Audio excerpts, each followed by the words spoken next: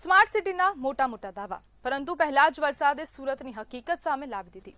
કરોડો રૂપિયાના ખર્ચે બનેલા રસ્તાઓની ગુણવત્તા પર ગંભીર સવાલ ઉભા થયા।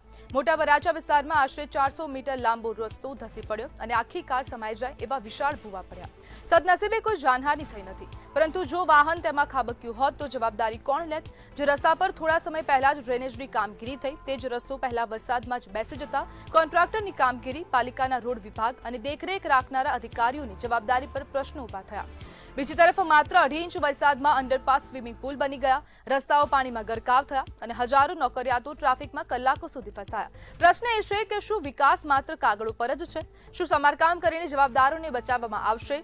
સુરતના નાગરિકોની સ્પષ્ટ માંગ છે કે નબળી કામગીરી કરનારા કોન્ટ્રાક્ટરોને બ્લેકલિસ્ટ કરવામાં આવે અને બેદરકાર અધિકારીઓની સામે માત્ર તપાસ નહીં પરંતુ કડક અને દ્રષ્ટાંતરૂપ કાર્યવાહી કરવામાં આવે। અને આજ મુદ્દે આપણી સાથે ચર્ચા કરવા માટે સામાજિક કાર્યકર ધર્મેશ ગામિત જોડાઈ ગયા છે। ધર્મેશભાઈ, પહેલા વરસાદમાં સ્માર્ટ સિટીના દાવાની પોલ ખુલી ગઈ છે, શું કહેશો?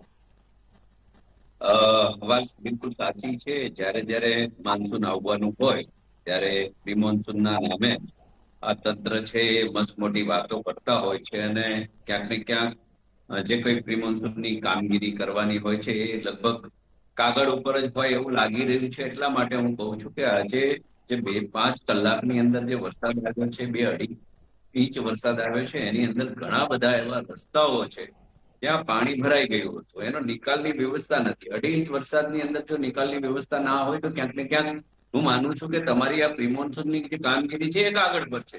હવે નવા જે રોડો બનાવેલા છે, મોટા વરાછાનો રોડ છે, થોડા દિવસ અગાઉ ડિંડોલીનો એક રોડ હતો તે પણ બેસી ગયો। એટલે જો આવી રીતના થોડુંક પાણી પડે અને રોડ બેસી જાય તો ક્યાંક ને ક્યાંક હું માનું છું કે આ જે કામગીરી થઈ છે એ પોકળ કામગીરી છે।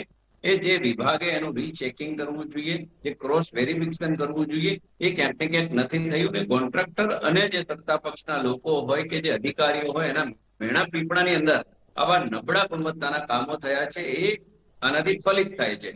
એટલે માત્ર ને માત્ર ગપગોળા આવા પ્રી મોન્સૂનના નામે ફેલાવી અને જે પૈસા હોય છે એ એકદમ શું થઈ જાય છે। એટલે આવી ઘણી બાબતો છે। બીજી બાજુ અમુક પ્રોજેક્ટો અધૂરા છે।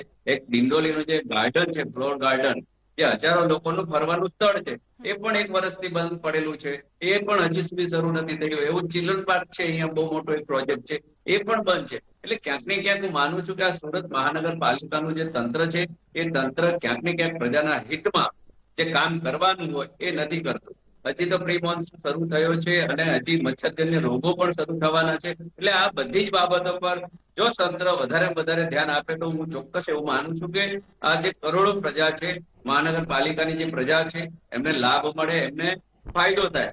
પરંતુ લોકો છે, આપ જુઓ કે ચૂંટણી ગઈ એને 1 મહિનો થઈ ગયો, હજી સુધી કોઈ પણ સમિતિના ચેરમેનો નીમવામાં નતા આવ્યા, એ પણ આજે નીમવામાં આવ્યા છે। એટલે એમના ઉપર મોનિટરિંગ કોણ કરશે? અધિકારીઓ ઉપર। એટલે ક્યાંક ને ક્યાંક હું માનું છું કે આ બધી બાબતોને ખૂબ ધ્યાનથી કામ કરવું જોઈએ અને જે કઈ પ્રજા ટેક્સ ભરે છે એમને વળતર રૂપે તમે રોડ, રસ્તા, ગટરની વ્યવસ્થા જો ના આપી શકતા હો તો આનો કોઈ મિનિંગ નથી રહેતો। એટલે આ પ્રજાના ચૂંટાયેલા વ્યક્તિઓ તથા જે કઈ અધિકારીઓ છે, કર્મચારીઓ છે મહાનગરપાલિકાના 15,000, એમને આ પ્રજાના હિત માટે કાર્ય કરવું જોઈએ।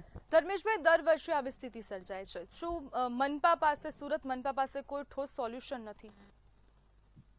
આપ જુઓ, હજી તો ખાડીપુર છે એ આવવાનું બાકી છે। મને એમ લાગે છે કે દર વખતે જે રીતના ખાડીપુર આવે છે, ઘણા બધા એવા વિસ્તારો હોય છે, પર્વત પાટી છે, ખાડી છે, એ જગ્યાઓ પર પૂર આવી જાય છે, જેના કારણે ઘણા બધા ઘરવાળા બરબાદ થઈ જાય છે। તો એ પણ ક્યાંક ને ક્યાંક આ વખતે તો એવું કીધું છે શાસક પક્ષોએ કે પૂર નહીં આવે, પરંતુ જો અને તોની વાત છે વરસાદની અંદર જો આવી રીતના પાણી બ્લોકેજ થઈ જતા હોય કે રોડ બેસી જતા તો ગટરી આ પૂર આવવાની શક્યતાઓ વધારે છે। એટલે પ્રશાસને જે કઈ ખાડી સાફ કરવાની બાબતો એની અંદર મશીન ઉતાર્યા એ બધું જ કરી રહ્યા છે, પણ ક્યાંક ને ક્યાંક પોકળ રીતે કામગીરી થઈ રહી છે એવું હું ચોક્કસ માનું છું। અન્યથા આટલા જ વરસાદની અંદર પહેલી જ વારમાં, ઘણી જગ્યાએ તો ફૂટપાથો પણ ગાયબ છે, એટલે ફૂટપાથ ઉપર રોડ બનેલા છે, એટલે ત્યાં પણ પાણી ભરાવાની શક્યતાઓ રહેવાની છે। એટલે મચ્છરજન્ય રોગો પણ ખૂબ વધવાના છે ને લોકો બીમાર પણ વધુ પડવાના છે। એટલે આરોગ્યના તંત્ર સાથે મળી મહાનગરપાલિકાના જે કઈ સમિતિઓ છે એ બધા સાથે મળી માનનીય કમિશનર શ્રી અથવા તો જે કઈ લોકો છે એ આ બાબતે ત્વરિત ધ્યાન દે, સ્વચ્છતામાં નંબર જી થોડા સમયની અંદર આટલી ખરાબ પરિસ્થિતિમાં આવી જાય તો આ આપણા બધા માટે તમને જી બિલકુલ ધર્મેશભાઈ, જોડાવા બદલ આપનો આભાર.